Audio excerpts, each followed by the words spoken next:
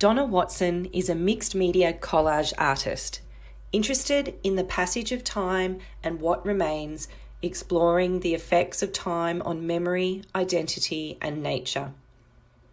Donna describes some memories as strong and vibrant, whilst others are buried in our subconscious, faint and blurred.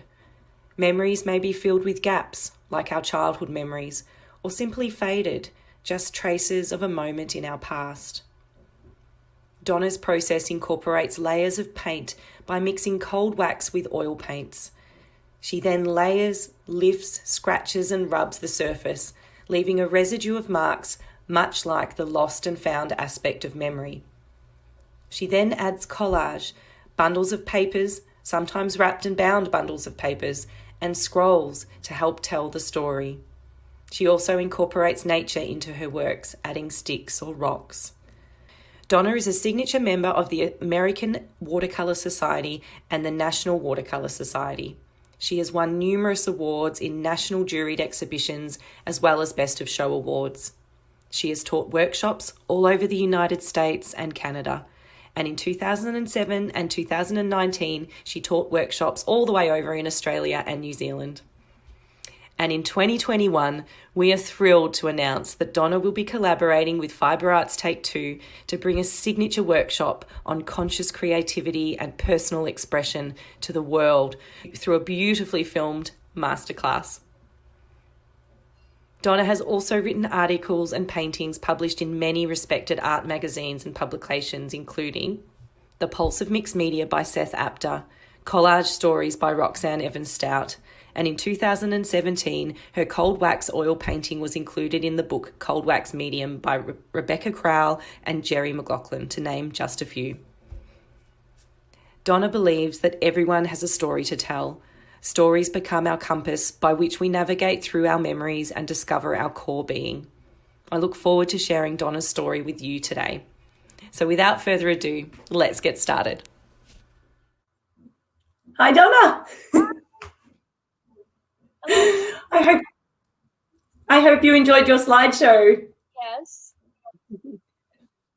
It's your work is just beautiful, so it was a pleasure putting that together. Thank you so much. Thank you. Thank you. Yeah. So we're all feeling a bit nervous, and so if you're watching now, we've got a few people watching. So please pop a comment in the comment section, and I'll be able to show who's watching and say hello, and you'll be able to say hello to Donna, and also ask any questions as well. So Donna, when somebody asks a question, I'll pop them up on the screen for you, or yeah. So don't feel like you have to read as you're talking. So yeah. So how are you, and how are things in the United States? Well, I'm sure those of you who live here in the United States and then probably all over the world know that 2020 has not been a great year for probably the world, and especially here for us in the United States. We are living in a very divided country, and our recent election has been a roller coaster ride, ups and downs, tears of joy one day and tears of despair and fear the next day. And so all we can do is keep going forward and have hope for the best. And with the COVID as well, on top of what we're going through in our country, I'm sure it's just one of those years. So I'm trying to go to my studio as much as I can, and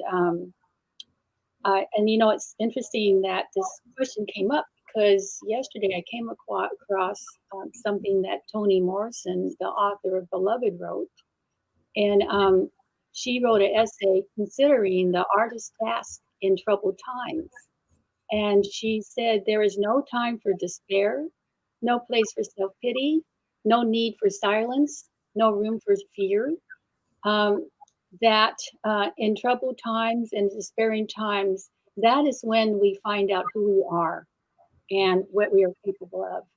And to find ourselves, especially in our art, is one of my strongest beliefs and goals as an artist and an instructor. That is just beautiful, Donna, and very poignant for these times, definitely. Yeah, it reminds me of like every sort of story, every classic story out there in the world centered around that hero's journey, where they actually have to be taken away and fight and go through some sort of hardship to come back and emerge the hero. I think it's Joe Campbell. Yeah, that's beautiful. So far we're having all the challenges and obstacles to try to overcome. And like I said, trying to keep hope going. Some days it's just harder than other days. Yeah.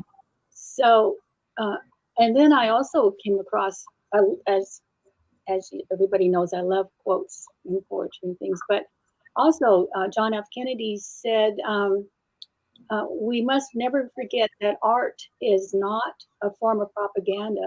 It is a form of truth. So that is something we really need, I think, in our country and the world, is always be searching for the truth and the light, and how can we bring that into our lives and into everybody around us. So yeah, another beautiful one. Well done. Well, it might feel like you're alone, Donna, at times, but you're certainly not today and tonight over there in America. So we've got your friend, beautiful Judy. Hi, Judy. And Barbara. Thank you very much for watching, Barbara. Barbara. And of course, beautiful Glennis. I'm not sure why the pictures aren't coming up, but Glennis. And Noni sends her apologies. She was going to tune in, but she has a lunch date. So she says to say a big hello and hugs. So I forget it's actually daytime there, lunchtime.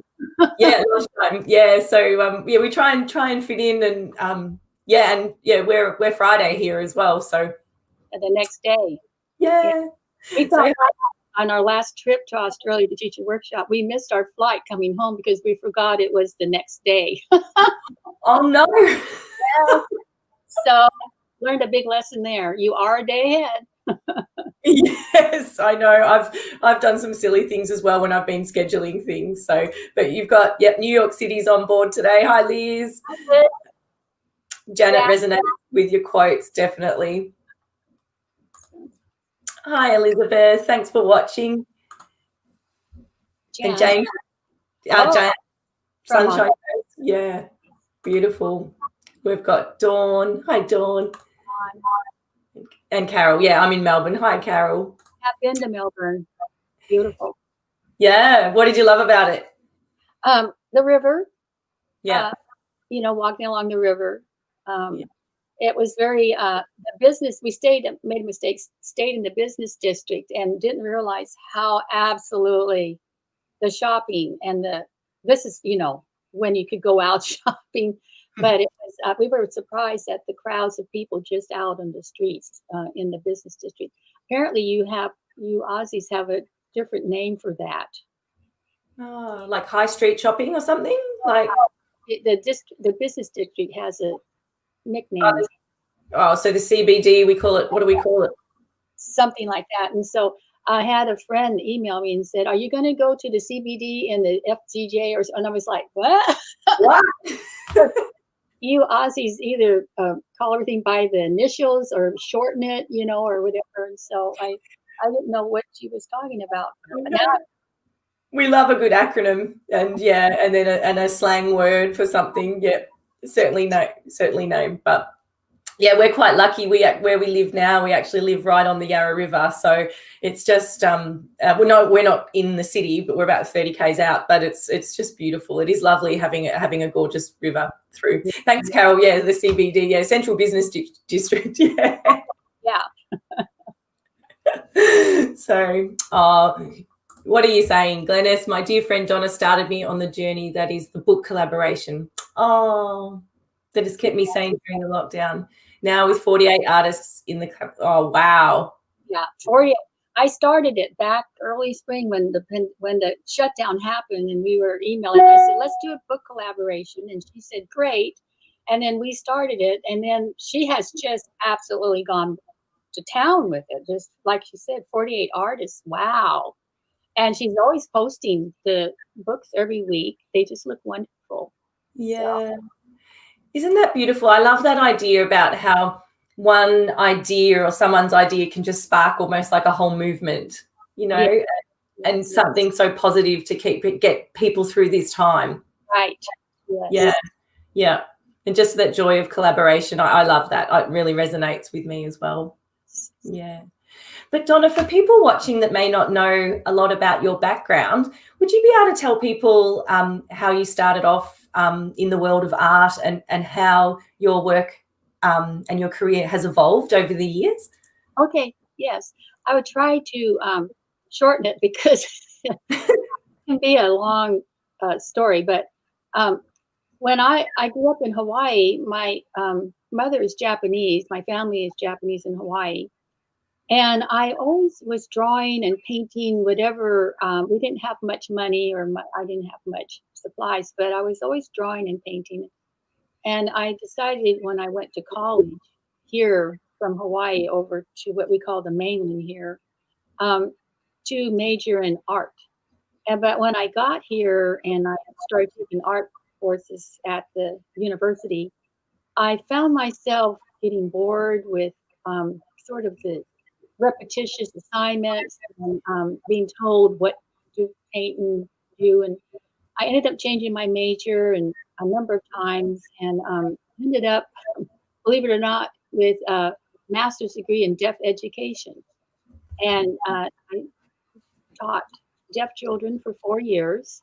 I'm sitting on my hands because I tend to, because I used to do sign language a lot, I tend to use my hands a lot. So I'm sitting on my hands. No, you Anyhow, can use your hands. It's good. It's fine. so I taught for 4 years. And so after going to school for so many years and a master's degree and in teaching for 4 years, and I had my first son. I ended up having three sons, but my first son, I was staying home. And believe it or not, you're probably thinking, how can a new mother with a baby start looking for something to do, a sort of a hobby or something? But I was looking for something that would stimulate my mind. And I Yeah. remember drawing and painting and majoring in art in college for a while. So I started looking for something to do art wise. And I tried quilting and weaving and pottery and all kinds. I tried lots of different things. I mainly just bought all the stuff and never made anything. and I realized I must just love to go shopping because I never did it. I collected a lot of yarns and all kinds of stuff. Anyway, stained glass. And so I took a little weekend watercolor workshop where we painted landscapes. And that turned out to be it for me. I just went all out and started painting watercolor landscapes. And I painted those watercolor landscapes for about 15 years. And so I come from a painting background. Mm, that's amazing. Yeah. And how did it evolve from there? Well, so this is where the dark side comes in on my journey. I was painting away these lovely light watercolor landscapes of beaches and houses, and I I started selling a lot, and they were very pleasing and calm, and people would hang them in their bedrooms, and they would bring their cushions to match the colors, and I sold a lot of paintings. I was in a lot of galleries, and I really got caught up in selling and what I was good at figuring out what was selling. And so I was painting so much that I was repeating a lot of the same paintings just for the sales. And it finally, after about 15 years, it dawned on me that I want to be that type of artist, that I wasn't growing as an artist. I was painting what other people wanted me to paint. And so I decided to quit. But the way I quit was sort of cold turkey. And because I had never painted or tried anything else, I didn't know where to go or what to do next. And I ended up plunging myself into this black hole, lost. And I didn't realize at the time, after a number of months and tears and frustration, I didn't know I was lost completely. Finally, a friend said, I think you should see a doctor. And I saw a doctor and I found out I was in a depression. And I joined a counseling and Prozac. And from there, I was able to pull myself out of this black hole. And I started trying to explore more about myself and my Japanese heritage and trying to figure out who I was and what was I about. And I started journaling and making lists about myself and reading books on creativity, reading books on Japan. And I'm one of those studious type people that when I decide I need to find out more about something, I love to research and read and write notes and fill pages and pages and type, and write out everything I can find. And I found myself working again, and I changed from watercolor to acrylic, and my work became more abstract. And I started trying to paint more about my own personal Japanese heritage and my own personal likes and dislikes and what I cared about. I've got one of your earlier works here, Donna, which was some of your abstract type work here. You can see the face there. So you're already starting to incorporate the collage here. Yeah, that painting is me, and it's called Half and Half. And that was when I was exploring my half and half culture, half Japanese, half white. And I didn't know where I fit. So I did a series of paintings called Half and Half, and this is one of those paintings. So I started to explore a lot of my own personal childhood and my own identity issues and my own, and that was a lot of my earlier work when I changed from the watercolor landscape painting. I actually went into some very deep, thoughtful series of paintings dealing with my childhood and my identity and where did I fit in. Where do you think the love of collage came from? So I always wanted to go to Japan for years, and I even talked one of my sons into taking Japanese in high school because I thought he was an interpreter when we went to Japan. The poor kid took 3 years of Japanese and never went to Japan. But anyway, I was always wanting to go to Japan. That was part of my search and part of my journey. So a friend of mine went to Japan and brought home to me some Japanese bags and things he had collected in Japan, shopping around and stuff.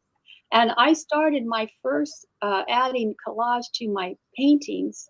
And my first collage was those Japanese torn parts of those Japanese bags. I was so excited about getting something from Japan, I guess. And so that's how I first incorporated collage and that I spent years just putting collage into my paintings. Yeah. From that painting background. And a lot of my success and history was entering painting shows and competitions and getting invited to be in books that had paintings in them. And I won a lot of awards and got into jury shows and was published in books and magazines that all had to do with my paintings. So collage became part of that. But eventually, after a number of years, I finally started making collage, standalone collage as well. Yeah, I've got some here just to show people that are watching some of your beautiful collages that you've done. They're just beautiful. The papers that you use, Donna, how do they influence your work? Well, when I went to Japan, I finally did get to go to Japan. I've been there 3 times. And my first trip there, I would go to the Japanese temple flea markets, and I would see a lot of fabrics there. And I would buy some of the fabrics and come home with them, but they were my little pile of fabrics that I had a hard time actually incorporating and using in my collages. So I started looking for ways to use Japanese washi, Japanese papers with textures, and hand painted them so they would look like the fabrics I had brought home from Japan. And so that's how I started experimenting with hand painting my own Japanese papers. And then that's how I started teaching workshops. They're called wabi sabi, sort of a Boro um, influence of Japanese fabrics that are patched and repatched and stitched. Well, I tried to create the papers to look like that. So I didn't have to rely on using up all my little Japanese remnants I brought home from the flea markets. And I'm so stingy. I still have those Japanese fabric remnants. I have never been able to use them, but I'm able to find substitute with the Japanese, hand painting the Japanese papers. So that's how that came about.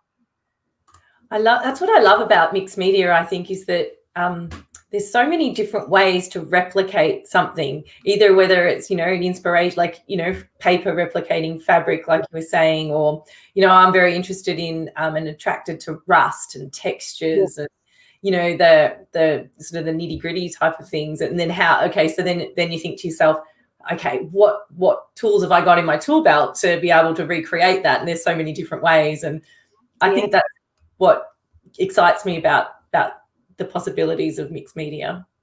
Do you think that, what about your cold wax work? So I love that. That's what I love about wax and encaustic, because of that textural element that you can get into it so easily, it looks easy, I guess. But that's another journey. After I painted all those years in watercolor and landscape, and I changed to acrylic, and I painted acrylic paintings for a number of years, and then I started adding collage to the acrylic paintings. So a few years ago, I hit another a dark black hole, in that I was having some serious health issues, and I went to doctors for about 2 years, and I had all sorts of tests and MRIs and all kinds of tests, and they were always negative, and nobody could figure out what was wrong. And so I ended up not working in my studio for about a year, and again ended up in another depression, and going to counseling again, which really helped me, and I came out of that again. But I was ready to look for something else. I had done acrylics for so many years. I was searching again for another direction, a new journey for myself, and I landed on cold wax and oil, and which was a huge change and struggle, because you can add collage very easily to acrylic, but it's much more difficult to add collage to cold wax and oil, the medium. And I had to really work and figure it out and try to work at adding. So my first series I did in that cold wax and oil series was the scroll paintings. I sent you some images of. Yes, I attached scrolls and packets of paper to these. And so this was my early cold wax and oil paintings. They're beautiful. I love just the texture and the layers that you've got, and then the dots are coming through. And yes, this one, I love the colors here. This is really special. And the words that you incorporate into your work, how do they tie in, Donna? Well, it just depends on the series I'm working on. This year I've been making books, and I decided to start with the Japanese word that has a harder, it's not easy to interpret into the English, and then base the whole book on this Japanese word. And so then the words that define the Japanese word often find its way into my collages then. And so that's how the words can sometimes come into, because I'm always working in a series. I'm always working on what I'm trying to express. I'm always trying to express something that I feel personal about and feel strongly about. So I don't ever want to fall back into my early years as a painter where I just painted pretty paintings with no thought as to why I was painting them more, but more about what I was doing. Would this get into this show or would this fit this theme? I stay away from shows that have themes. I just believe very strongly in just doing your own work for yourself, and that more I think the more personal connection is what will connect to people out there that see your work. Um, so that's how I approach everything I do. Even the books I've been making this year, they're really for me. I'm not. I have published a few of them that are for sale. But most of the books are really for me, and it's my sort of self-expression that I'm going through this year, along with this pandemic. Where I'm home most of the time, so I'm really doing work for myself, basically, right now. I think that's important too, as an artist, to help you grow and dig a little deeper. And I love the way when we were talking yesterday, you were talking about looking at yourself internally and not externally. So almost being forced to be home and spend time with ourselves has been an interesting exercise. Yes, I remember talking to you yesterday about you probably when you were showing pictures of my garden outside, and Glennis has seen my garden in person. Glennis has been here to yes. So this is my view from my studio upstairs. I look out on the water, and it's absolutely beautiful and stunning. And I've had people tell me when I told them I lived in this type of setting, they would say, "Oh, that must be so inspiring for you and so much inspiration. Eagles fly by, and uh, I have a deer and out there, and squirrels, and anyhow, and I have a very strong Japanese aesthetic outside as well as inside. But what I tell them is sort of shocking to them, I think, and I tell them that." Um, Even though I have this beautiful view and I'm surrounded by woods and beach and water and such, that I can really work in a room with no windows. That what's outside, in terms of the view, does not influence my personal work from inside myself. What really is more influencing me is when I go for my walks outside along the trails and down to the beach. I'm always picking up uh, stones and sticks with lichen on them and moss. And I always come home with pockets full of stuff. And that's what influences me more is what I see on the ground apparently than when I see the view or the beautiful view, because I am really strongly influenced by nature. And what I love to collect and bring home are things that are starting to decay. And I've been collecting seed pods this past year. I can get obsessive, and lately it's been seed pods. And even my husband can attest to that. When I decide this is what I'm going to collect, I just go all out. And that's what I collect is seed pods. I will even order them and pay for them. And so I've ordered sticks. And so, that's how obsessive I can get. I went through postage stamp collecting for a few years, and I started collecting stamps from all over the world, and now I have albums full of postage stamps. So you see, I have an obsessive nature or personality. Yeah. But anyhow, getting back to outside in nature, I feel like that is a way to connect to yourself and find out more about yourself is when you connect to your sense of place around you. And in this upcoming conscious creativity workshop we've been talking about, I'm planning to incorporate sense of place activities and such into that as well, because I believe that connection to your surroundings and whether you do much outside or not, just looking out at your views and your connection to your environment and nature helps you discover more about yourself. Yeah. I can't wait. It's going to be so exciting. And Judy asked earlier, will it be filmed in Australia or Donnas? And Judy, to answer your question, with a backyard like that, we couldn't go anywhere else but to Donna's home.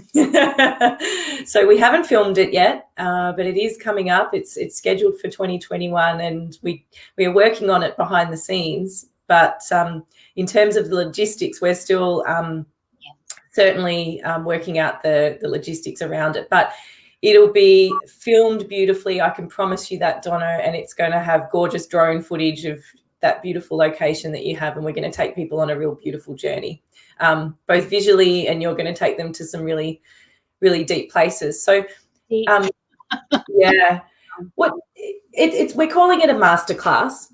For people watching that, in your opinion, what's the difference between a masterclass and, like, say, a typical workshop? Well, in my typical on location workshop, and I have taught this as well on location. The main difference is when I teach like my wabi sabi collage workshops, I'm showing people how to hand paint papers. We're basically making collages. This conscious creativity or personal expression workshops, all mediums are welcome. I taught a few online, just a couple of sessions the past few months, and I had a sculpture, I had tapestry artists. I don't care what the medium is, because or what the techniques the artists do. They would be doing their own work. I'm talking and working and striving for more personal, like, search or excavation, and trying to bring the artist from here to here in terms of their thinking about their art and what they want to express. And so to me, the medium and the technique doesn't matter. And I feel that one of my strengths is helping artists figure out their strengths and their direction and how to achieve the goals they want to try to achieve. I like to help artists figure out that stuff for themselves and not try to figure out what I'm about so much. How can I help them find their own journey and how to go forward with where they want to go? Yeah, I think that's wonderful. Would it be for more experienced art, or what level of experience are you looking for in your students, or not necessarily looking for, but would you best be able to serve? I find that it doesn't even that doesn't really matter to me. If artists are sort of beginning, there's always the next level they can go to, right? And Yeah. they are if they consider themselves more like they've been at it for a number of years, but maybe they're looking for something, new or different, a different direction, or they're at a certain place, but they're sort of feel like, you know, they're stuck there, and how do they get going again? I feel like it doesn't matter to me how long they've been at it. I take everybody where they're at, and they can really only work from where they're at, really, you know. Um, a few years ago, I was teaching on location in one of the desert states, like Phoenix, Arizona, and a woman flew there from from Brooklyn, New York, and took my wabi sabi collage workshop. And even in the workshops where I'm showing people how to make collages, I'm still talking about personal expression and being more conscious of yourself and what you're about, and finding out what you like and don't like, and what your aesthetic is. So she was there for the 2 days and flew home, and then a year later she came back and took it again. And on the second morning of the workshop, she said to me, "Are you saying do different stuff the year before?" And I said, "No, no, it's all the same stuff." And she says, "Oh, it's like I'm hearing it for the first time." And so that told me that the year before, she heard it all, but it hadn't all connected or clicked or whatever. And hearing it a year later, the second time, it was starting to click because she was now more ready to hear it and take it in and try to connect to it. Yeah. I love that concept about, well, the science behind it, even about your reticular activating system. So, our brains are wired, we filter out so much, like if we were conscious of every single little thing that was happening, like our breath, the weight of my bum on the chair to the sounds outside, we'd be overstimulated the whole time. So our brains actually shut down, 90% of everything that's going around. It's like when you're shopping for a red car and then you're driving and all you see is red cars because you've brought that into your consciousness. Yes, So point. yeah, I love that you had that insight with your student, or she had that insight. I think that's amazing. Yeah. And I have had the most wonderful breakthroughs. When I've taught these personal expression workshops on location, and that's what feeds me. That's what I come home with from a workshop like that, where an artist has some of just a fabulous breakthrough. And I'm like in the clouds, I'm so, because it's stimulating to me as well. It helps stimulate my thinking. I come home with some new ideas and fresh ideas myself. So Yeah. artists really can sort of feed off of each other, no matter what your role is, instructor, participant, observer, whatever. We're always sharing, connecting, you know, stimulating each other. And you never know. You can't predict it until you experience it. Yeah. So, What have been, without mentioning names or detail, like too many details, what has been some of the most memorable breakthroughs that you've experienced with your students, if any come to mind? Like, yes, well, one comes to mind. I taught a workshop in Florida a number of years ago. I had juried their show, and then I was teaching a workshop, and their show was hanging around in the workshop location. And a woman came up to me. She was in the workshop, and she asked me how come her painting did not get an award. And so I went and looked at it, and it was a large painting of a green puzzle piece with just the white paper background, and just this large green puzzle shape. And I said, "Well, I I don't know what it's about. I couldn't pick up from the painting. Did it have any meaning, or what was it trying to express, or anything?" I said, "That's probably why I didn't give you an award." And she said, "Well, her daughter had a young son who was autistic, and I didn't know this at the time, but apparently a puzzle piece is sort of like the breast cancer, the little ribbon. There's yeah, a puzzle piece, and I right. didn't know it. So anyhow, she was in the workshop for the week, and I was talking about personal expression and how to express something more so that others connect to it and stuff. And at the end of the week, she put up a painting that I hadn't seen all week. She apparently did it at home at night. And she put up a painting, and it was an image of a young child's legs. And the legs were wrapped and bound in some sort of cloth that was binding the child. The child couldn't really move or walk. And we just all started crying when we saw that. And I thought, that really, from the puzzle piece to what she actually ended up painting, I felt you didn't really even know what it was about, but you knew it was about something deep, personal, that had meaning. And so we were all, sort of crying but clapping, because I thought that was a major breakthrough for her. Yeah. So That's a beautiful story. I got goosebumps. Thank you for sharing that. That's so gorgeous.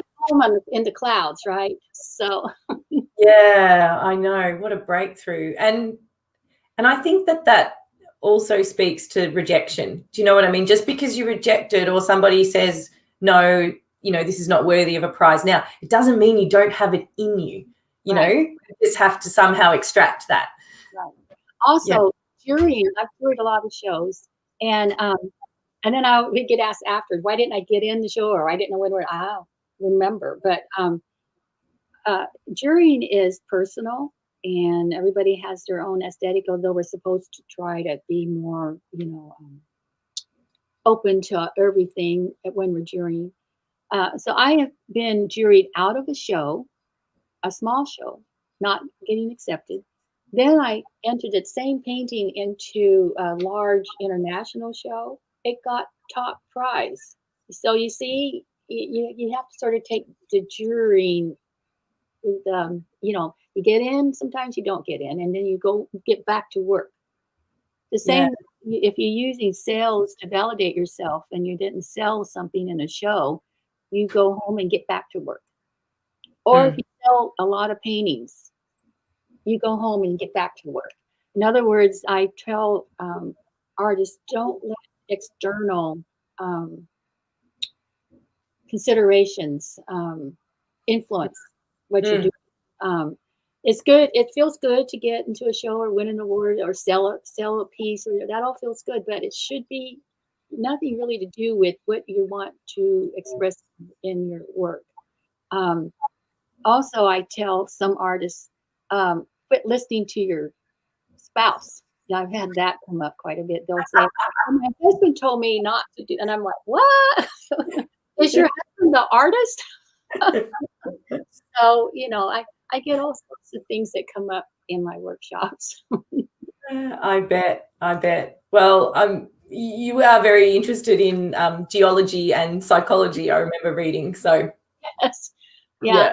My distractions in college, I changed from my art major, and then I I took geology for a while. I have a rock collection, and, and I took psychology for a while. I trained a rat how to play basketball. So really? it's like that in college. But like I said, I went to school for so long, I ended up with the master's degree in education. Sort of Wow. like my art journey, sort of. There's always this long way around, but I finally get there, sort of thing. So. Yeah, that's amazing. I have to admit that I have a Donna Watson rock that I keep on my desk. Oh. I think I sent you a photo of it a few years ago when we first started talking about online courses, and I said I keep this on my desk, and that's my because I just loved the lines, and it just reminded me of some, like, I think you were posting a lot of rocks at the time, and I was like, oh, that's my Donna rock. After a while, you have to keep looking for harder rocks to find. And now, so I started looking for rocks that had, instead of the straight lines, it has a circle line in it, a light white circle. So I have some of those now. So that got a little easier to find. So then I had to challenge myself again, right? Yeah. That's easy. Now what? So now I look for heart-shaped rocks. Oh, beautiful. But and I'll just accept just about anything, even slightly heart shaped. And my husband would say, "That doesn't look like a heart," and I said, "Yes, it does." So because they're so hard to find, I come home with really misshapen heart shaped rocks sometimes. Yeah. Because our minds, they want to make it real, because we believe in it. I always have to have a challenge too. I always make everything harder for myself. Yeah. Glennis has asked a lovely question. She's asked, most of your work uses taupe, grey and black, and also using a square format. Do you have a reason for that? Or are these colours restful for you? Thanks, Glennis. Thank you, Glennis. So when I was painting the watercolor landscapes, we are told there's lots of rules in the watercolor world, and one of them is that if you have a palette, you must have all the colors on it. And I had orange and yellow and red, along with the blues and the greens and browns and the blacks, whatever. And I found that even back then, when I was painting those paintings, I never really used much yellow or orange or red. And I never had to buy, in 15 years, I never had to buy more than that one first tube of yellow paint, because I just never used it. I didn't even think about why. And that's the difference. When I was painting those watercolor landscape paintings, I never gave any thought at all about what I liked, what I was drawn to, what I cared about, what colors did I like, or anything. And it wasn't until I went through the black hole and ended up in a depression and came back out that I started figuring it out. I really never liked much color. My closet is taupe and black and brown and gray and beige. And I feel like when I went to Japan, the first trip, even the second trip, third trip, that I feel like that's sort of a Japanese aesthetic that I didn't know I had until I started exploring. And it was like when I figured that out, discovered that out about myself, that I have a very strong Japanese aesthetic in that I love to, I've always loved to wrap boxes. At Christmas time, I'm wrapping everybody's Christmas presents. Every year I have to have, this year I'm going to use all red ribbons, and the papers are going to be black and um, white and stuff like that. And no one cares except me when they're opening them. But that's how I would wrap them. You see, I have to put all this thought into what are they going to be wrapped like this year. So I've always wrapped things. I love strings. I love subdued colors. I love textures. I really feel like I could fit into a Japanese temple and just live there. And all the simplicity and minimalism, and although I have to say my studio is very cluttered, but I'm drawn to minimalism, things that are simple, textured, subdued. To me it's like it just feels right for me. And then I know Glennis has asked me before about the square format.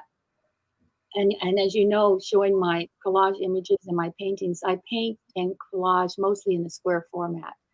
And I must feel like I'm able to divide up the areas, and because I'm a geometric division of space, that I can sort of throw them off balance better if it's in a square format. That's all I can think of. But I've always been drawn to squares. So, and circles. Yeah. This is a new necklace a friend gave to me today as a gift. And so I told her I'd wear it tonight, but it's a circle. Gorgeous. Is it wood? Is it wood around it? No, it doesn't feel like wood. It feels more like black metal, perhaps. And then I love polka dots and circles. So this is me. Toe, polka dot, circle. Oh, gorgeous. Well, I like wood. I like, usually I wear very earthy colors. So lots of greens and sort of deep oranges and things, but I've always got a bit of wood on somewhere. Oh, it's beautiful too. I want that. Well, I can get you one, because this one's from a guy called Andy McPherson. So he's one of Glennis's tutors as well. And he also lives in our town that we have a little farm in called Fish Creek. So if anyone's going through South Gippsland, you can drop into Andy's little workshop. It's called Ride the Wild Goat. Well, you send me that information, I can contact him and order it. Yeah. Oh, yeah. He'd love it. He's had a very interesting journey as well, Donna, and found solace in his art, and that brought him out of some dark places as well. So a lovely man you'd love to connect with. We could solace each other. Yeah. I come from a very deep, dark childhood that I had to overcome as well. And then I had been dealing with my identity issues, being half and half. I had to overcome that. I found that painting through a lot of these memories and such, the dark memories, have been healing for me. And so that's another aspect of art that can be very healing and help people through dark periods like that too. Yeah. Something that comes to mind is the saying, and I don't know who originally it came from, but without darkness, there is no light. That's true. Yeah. So I often, just tell that to myself sometimes, just, this feels really bad now, but it's going to feel great when it's over. Yes. That's like I'm hoping what my country will go through. The dark times right now, but we will come through this, and there's hope at the end. Yeah, and learnings. I think that there's got to be some. Yeah, you won't be able to go backwards from here. That's what I'm hoping. Yeah. So. Yeah, that's excellent. That's beautiful. If people do have a question for you, please pop them in the comments, and we'd be more than happy to show them. We've just put a little link up there for Andrew's website, Ride the Wild Goat. We do love Andy, so he's a real riot. But we were talking about kids yesterday as well, and just letting them be themselves and letting them dress however they want and be whoever they want, and then they're a bit of an experiment, really, about how they're going to turn out. And you were saying about how you encouraged your son to speak Japanese, and I've always wanted to play piano like my whole life. In fact, I brought a piano 15 years ago and I've never played it. But my daughter now plays, and I'm so happy about that. So there was a reason. I just didn't know why at the time. So yeah. I have a funny story for Glennis about my obsessiveness. And I may have told her this when I came to visit, but when I was there last time, I think it was in Ballarat at the auction, and one of her books had come up near the end. And I really wanted that. It was a book inside a long box, a long rectangular box that was quite long. And I really wanted it. And I started bidding on it. And then some woman across the hall, the dining area, started bidding on it. We went back and forth a few times. And I finally decided, I think I have to let her have it, because she seemed like she would bid up to, I don't know what. She just wasn't going to stop. And so I came home and I looked for a box that was long and rectangular. It took me several months to find it. And I finally found it, and I finally made my own book in it. Oh, nice. I can get, when I want something. So, and so anyhow, I don't know if when Glennis was here, if I had already found that box and made that book, or I did it after her visit. But anyhow, that's just one example. I can become very obsessed with something, and I will go to great lengths to get something I have my heart set on. So, and it's with my art. When I decide to go through change in my journey, I just really get very determined and sort of obsessed about it, and I just really go all the way after it. And so this year, like I said, it's making these books, and I have become obsessed. Just like sort of Glennis has with her book collaborations. I have just been one book after the next, making books for myself. And so, like I said, that's just how I work, and sort of work in a sort of obsessive way like that. Yeah. And I feel like there's some sort of blocking me from being creative in some sort of artistic way. I can put myself into a depression and end up in counseling. And so that's how deeply I feel about creativity and that connection to your how you connect to that creativity and your personal expression, and how they sort of need each other and feed up each other. That feeds your soul and keeps you going in this sort of crazy world that we're in, especially right now. Yeah. Jan's asked a lovely question about, do you ever feel so inspired that you get overwhelmed? So that almost like the opposite to what you were saying. So like, if so, how do you handle that? Or I never feel overwhelmed. I heard this quote yesterday. How I love quotes, right? I heard this quote yesterday, and I thought it fit me. It was stupid people don't know they're stupid. And smart people are filled with doubt. So I told myself, you must be a very smart person because you're so riddled with doubt all the time. So I don't think I ever feel overwhelmed so much as doubt. Is this any good? What am I doing? Can I do this better the next time? And that's what keeps me going, I think, is I decide on a new direction, a new series, a new medium, and then I just go after it, and I just keep at it. And I don't give up. And but I always think the next one's going to be what I'm really trying to do or achieve. The next one's going to be what I'm trying to express. And so I just keep at it. In other words, I don't ever feel really overwhelmed. Yeah. Maybe, Jan, as well, maybe people get inspired by so many different things. Like it sounds to me, Donna, that you get so focused on one thing that you don't get overwhelmed because you are so focused on it.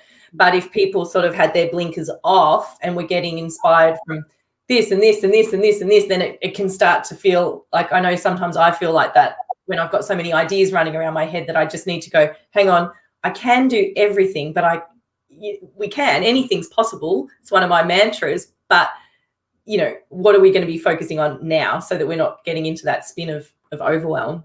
I see that as a procrastination deal. Right.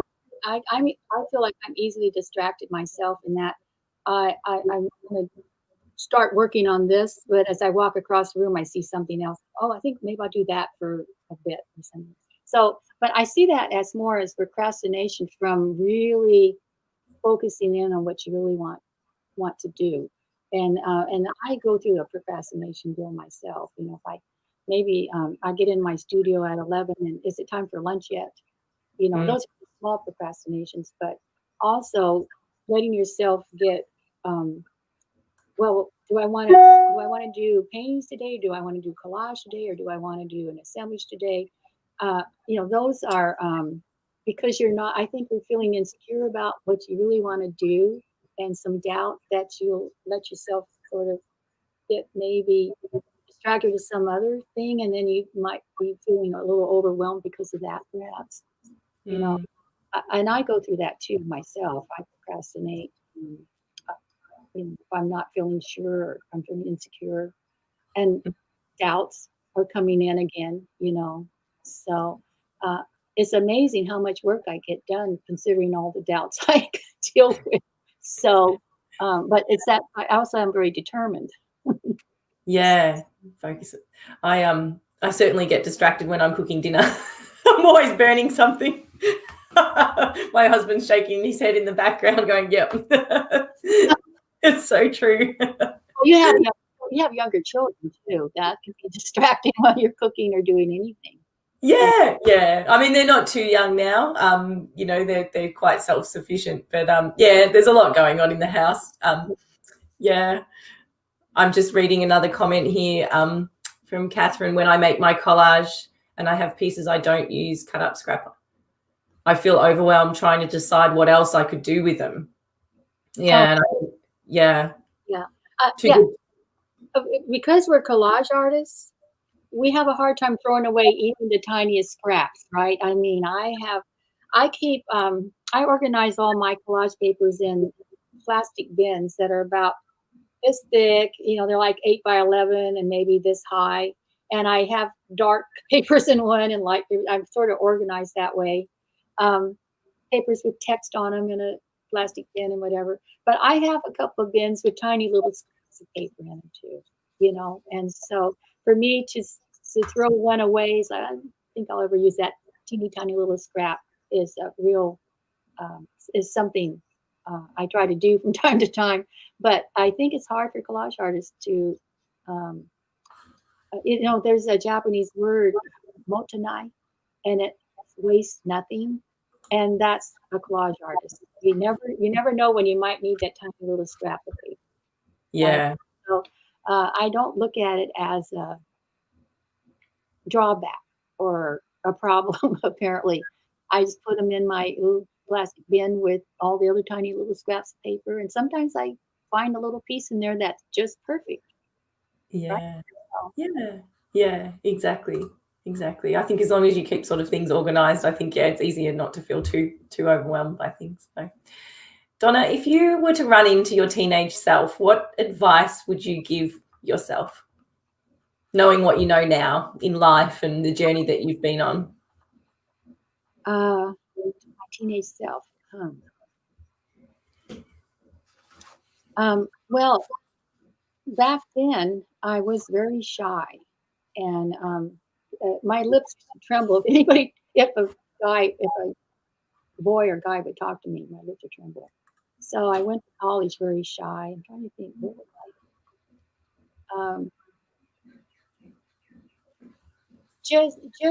be open to changes, to that it's all a journey, and the ups and downs. I mean, the downs come back up. I think that's what I would probably say the most. I've been through some big downs and into black holes, and look where I've come back out, and life moves on, and you move on as an artist. So I probably would just say, don't let yourself get bogged down on the dark side of the, in the dark hole or whatever. You can always eventually pull yourself out somehow and find the light again. And actually, the light is there all the time, just waiting for you. So, here's one of my other quotes. It's in the end, she became more than she expected. She became the journey. And like all journeys, she did not end. She just simply changed directions and kept going. And I think that really sums me up, in that I've been in so many directions and so many changes in my art, sort of going with what I felt was most important to me. More recently, I think I was telling you yesterday that I had my work accepted into the Seattle Art Museum Sales Gallery, which is considered a big deal here in Seattle, and it was my acrylics. Well, then I went through this major change, and I ended up in cold wax and oil, and I took some of those to them. Well, cold wax and oil are more delicate than acrylic. And in a gallery like that, they are putting a lot of their paintings and such into bins. And so if people come in looking for work, they'll bring it out of the bin. They can't display everything, so they bring them out of the bins and then put them back or whatever. And my paintings were getting scratched and damaged. So they asked me to come get them, and told me that if I wanted to bring some acrylics back, they would welcome those back. And I never went back. I had changed to cold wax and oil, and I just don't usually go back.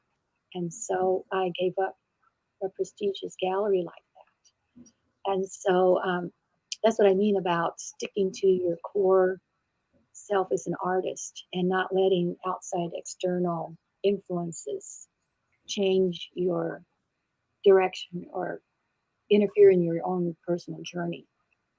Yeah. Staying true to yourself, and having that it's like internal ethics, isn't it? Yes, I'm very big on ethics.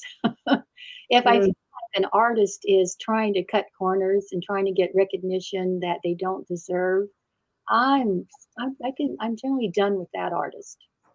My ethics are very high. So What advice would you give to anyone listening about how to be a more ethical artist, I guess, in their arts practice? Is it as, like, sometimes when I think about ethical trade, I think about, buying obviously fair trade items and things like that, but not necessarily in the tangible. But is it more important to have internal ethics than shouting it to the world, like, do you know what you were saying? Well, one example is, for example, if you are in a gallery, you have to be fair to your gallery and true and loyal. And to go into another gallery 5 miles away is probably not, I wouldn't consider that ethical. That's just, one small example. But I used to be involved with art groups, and my philosophy was whatever's fair for some of the artists in the group should be fair to all the artists in the group. And I have to tell you, that's a hard concept for a lot of artists, because it's that me sort of mentality. And I would come along and say, no, you can't make a rule like this that's going to exclude some of these other artists. You have to make it open and fair to everybody. They're all the members. I would generally get drummed out of the group. So then I found that I didn't miss the group once I left. you know. Yeah. So, but that's where my ethics come in very strongly. Is I just feel like everything has to be fair for all artists, and and I know a lot of artists who are really just basically in it for themselves, and then I find that I don't really fit with that very well. So Yeah.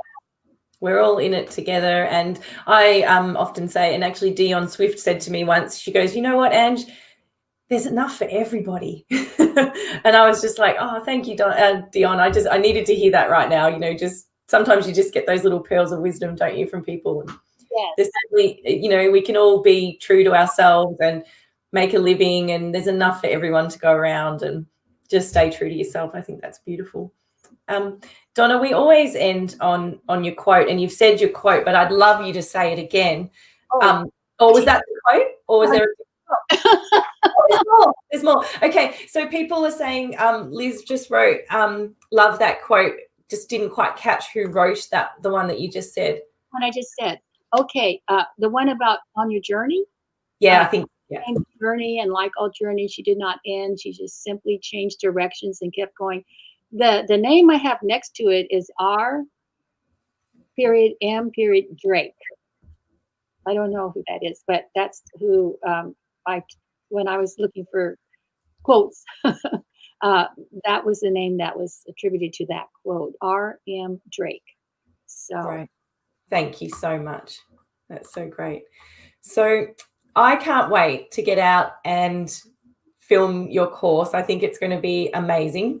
Well, it will be amazing. And for anybody that's willing to take the journey, we'll put a link up in the comment section now to, we just have a waiting list. So although it's more like registering your interest at this stage. So it won't be released obviously until 2021, and we're not 100% sure exactly when, but we know it's coming and we're working in the background. So feel free to register your interest. Let us know, you know, what sort of medium that you work in.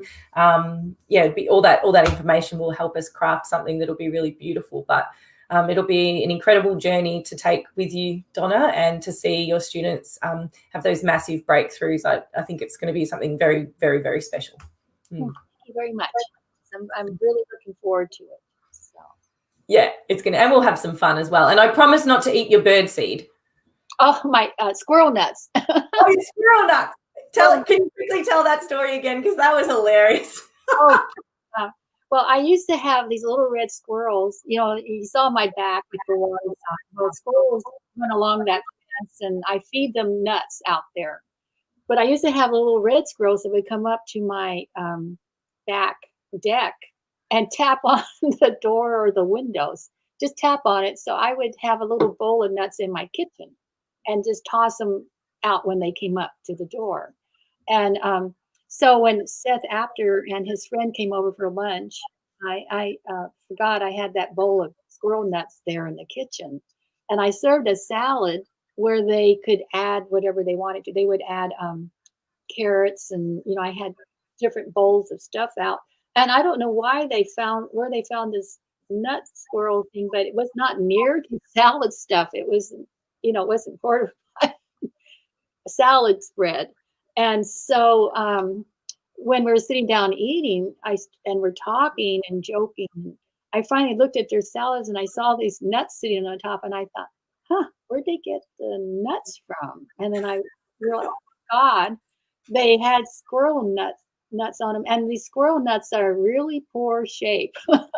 They're really low grade quality nuts. You know, they're the rejects from the nut factory. They had sprinkled their salads with these. So I said, oh my gosh, you are eating really bad squirrel nuts. And we all laughed and joked about it and had a good time. Because I imagine Seth would just be too polite to say anything if they were that bad. He'd just keep eating, go, oh, lovely, you know. Eating them, and I was a little embarrassed about it, but we got past that. And they ate them on their salad, so they had to go looking for them apparently, because. Yeah. I'll try not to eat your squirrel nuts. That's so funny. Yeah. Well, Donna, I know you love a quote, and I know you love the written word. You're just beautiful at sharing your written words on your Instagram, and We always yeah, this is your quote. Okay, let's end on your beautiful quote. Every human life has their seeds, their birth, their family history and culture, and their own experiences. In your studio, it should be yourself that you are seeking. We are all thickly layered and fragile. Hereditary, culture, and experiences all combine to make each one of us unique and different from each other. And that's my, that's my mantra when I'm teaching my personal expression workshops. That's beautiful. Thank you so much. I'll write that down and I'll put it on your landing page for your course so that people can get a sense of that beautiful quote. That'll be lovely. So, well, we always finish with a slideshow and we pop up the comments where people can say thank you. So for everybody that's watching, thank you so much for hanging out with us this morning or this afternoon or this evening, wherever you are in the world. Yeah, if you shout out some love to Donna, and we'll pop your comments up on the screen. So Donna, thank you so much. It's always, yeah, such a surprise talking to you. I always get such a giggle and such an insight, and you know, you're just such a beautiful, warm, welcoming person. So thank you so much. Okay, bye-bye, everybody. Thank you for joining. And stay on the line, Donna, and I'll say goodbye after. Okay.